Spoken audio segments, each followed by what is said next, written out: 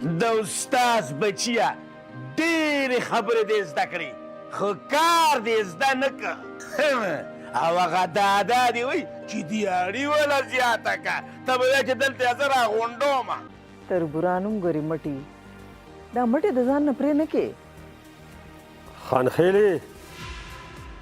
چې په کمو موټو کینسر ولګي ځان نه پرېکول پکار دي ته په دې خبرو نه پوهېږې دا وخت ثابته کړې ده چام چې د ځان نه رشتې پرې کړې دي هغه همیشه یوازې پاتې شوی دی خانجي دا زما لور د نرګس تاسو کره مې کار له راوستې ده څه نرګس ډېر ښکلی نوم یې دی خوښه مې ده زما مطلب دی چې ټیک ده خانجي دا یو څه تعالی ډېر خوب دی زما مطلب دی چې ستا د لاس چای ډېرې خوږې دي ما خو ټوله کلا کې ګوټ په ګوټ صفایي وکړه خو لږ طبیعت مې خراب و ځکه مې ویل چې کور ته به لاړه شم دا دومره غټه قلا ده په دې کې کارونه ختمیږي نه ورشه دغه چمن ته وګوره څومره پاڼې پکې راپرېوتې دي دا جارو که مړې دا استاد چې ډېره یخني مې شوې وه مې دلته به لږ ودرېږم ښه دلته به ودرېږي نو ځان سره به دې بیا د کور نه پلستن راوړې وه یا به پلار سره په کټ کې لولو شوې وي چې دلته تود شوې وي که تاسو ته به زه دا قصې کومه ستا یخني کې دومره ته واچومه مړه ته دې سر ته دې وګوره دونه سر ته سړي یخني دې شوې وه چې دا خوله دې داسې وسوومه که نه بیا به سر ښکته کړي سر پورته وړه دا کار به د هغه پلار کوي که نه وګوره دنیاګانې ماته ولاړ دي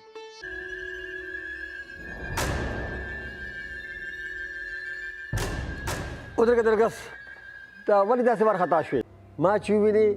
نو وارخطا کېږم ما زه ستا ډېر په کار راتلی شم که ته وغواړې زما مطلب دی چې تا ته به نه د پیسو کمی وي او نه د کپړو زه جنۍ یم خو کمزورې نه زه په هر څه پوهېږم او تم ځان پوه که چې هره لوپټه د خرڅ نه وي زه د اول ورځې نه ستا په نظر ښه پوهیم خانجي خو څه مې ویل ځکه نه ما ویل چې ته به د خپل د چوکاټ د عزت خیال وساتې خو تا د دولت په نشه کې د دې قلعې روایت د خپل لاندې کړ دا داسې خبرې دي چې یوه پښتنه پیغله ویم په خوله رانولي نرګس ستا د خولې نه هر وتی ټکې د حیا نه ډک دی زه پوه شوم زه پوهېږم جمال زه یو پښتنه پیغله یم څنګه چې د خپل حیا خیال ساتم داسې د بل د حیا هم خیال ساتم دا سوچ به دې اول کړی و دا سرای نه ده چې په خپله خوښه به راځي او په خپله خوښه به ځي ما ورته ډېر څه ووې ډېره مې بویه که خو هغه دلته کار کول نه غواړي او نو چې تا په تیاره مخته کړې ده نو خود نو دلته نه به له تیاره روټې ځي هغه په کار څه کوي ما ته خو د اول نه د هغې د سترګو اکړ بکړ ښه نه ښکارېده بیبي ګل تاسو ولې فکر کوئ زه یم که نه زه به تر مرګه پورې ستاسو خدمتونه کوم دلته به کار کوم خدمتونه کوم لرې کېږه زما نه دي په کار ستا خدمتونه د مخې نه مې پناه شه अस्सलाम वालेकुम दोस्तों, आज की वीडियो में आपको खुशामदीद कहते हैं। बात करेंगे मुआशरे के जो हालात हैं उस हवाले से बात करेंगे।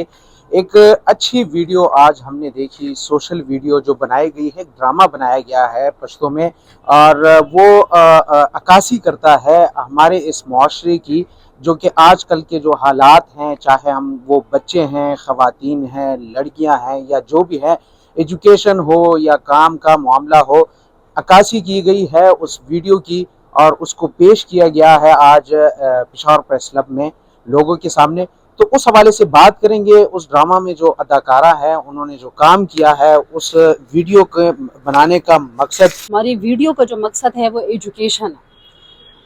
और लड़कियों पे एजुकेशन करनी चाहिए। हिरासमेंट, अगर छोटी बच्चियां किसी के घर में काम कर रही हैं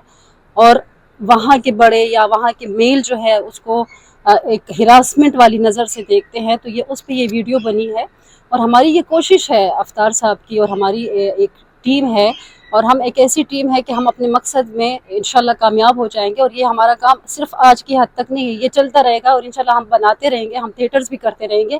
اور ہم اپنے معاشرے میں اصلاح لانے کی کوشش کریں گے، اویئرنیس دیں گے اپنے بچوں کو، اور ہم لوگوں کو بتائیں گے کہ ایجوکیشن ضروری ہے۔ آپ اپنے بچوں پہ کام نہ کرائیں، اگر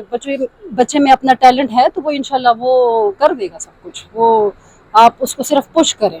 آپ اپنے بچوں کو پش کرنا سیکھیں اور اس کو سپورٹ کرنا سیکھیں، تو انشاءاللہ وہ کامیاب ہو جائیں گے۔ آج کل جو حالات چل رہے ہیں، آرٹسٹوں کو آپ کس نظر سے دیکھتی ہیں؟ بہت کم تعداد میں رہ گئے ہیں، اور آپ بھی کام کر رہی ہیں، تو کام ہے نہیں ہے؟ آرٹسٹ اگر نہیں ہے تو وہ ہماری اپنی کمزوری ہے نا، ہم اپنے ٹیلنٹ کو آگے نہیں لے کر آتے، اور اگر مجھے کہیں پہ ٹیلنٹ نظر آتا ہے کسی لڑکی میں یا کسی بھی بچے میں ٹیلنٹ نظر آتا ہے تو میں ضرور اس کو سپورٹ کرتی ہوں، اور میری کوشش ہوتی ہے کہ اسکرین پہ آئے، وہ اپنا ٹیلنٹ دکھائے۔ مگر سم ٹائم ایسے ہوتا ہے نا کہ ہمارے بچے اور ہماری جو یوتھ ہے وہ شارٹ کٹ کے لیے سوچ رہی ہوتی ہے، اور جو شارٹ کٹ پہ نہیں ہو سکتا، یہ بہت محنت کرنی پڑتی ہے۔ اگر آپ نے کچھ بننا ہے تو اس کے لیے بہت محنت کرنی پڑتی ہے، آپ نے بھوک پیاس سے گزرنا پڑتا ہے، آپ نے دھوپ نہیں دیکھنی ہوتی ہے، آپ نے بارش نہیں دیکھنی ہوتی ہے، آپ نے کام کرنا ہوتا ہے۔ اور یہ ہمارا جو اسکرین کا کام ہے، یہ آپ کو تو صرف اسکرین پہ اچھا لگتا ہے،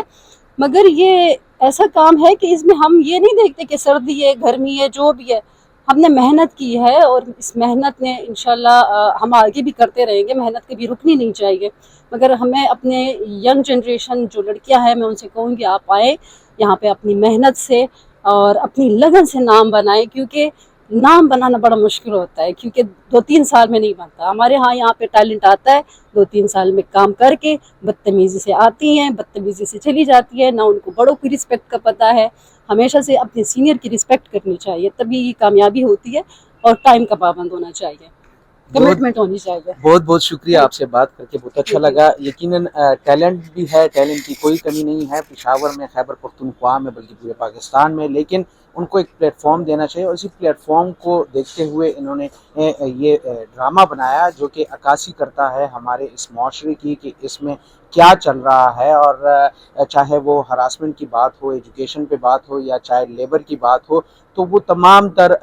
جو عکاسی ہے اور جو معاشرے میں جو ہو رہا ہے وہ اس ڈرامے میں پیش کیا گیا ہے۔ تو یہ ڈرامہ تھا جو کہ آج پیش کیا گیا، جو کہ جلد ریلیز بھی کیا جائے گا۔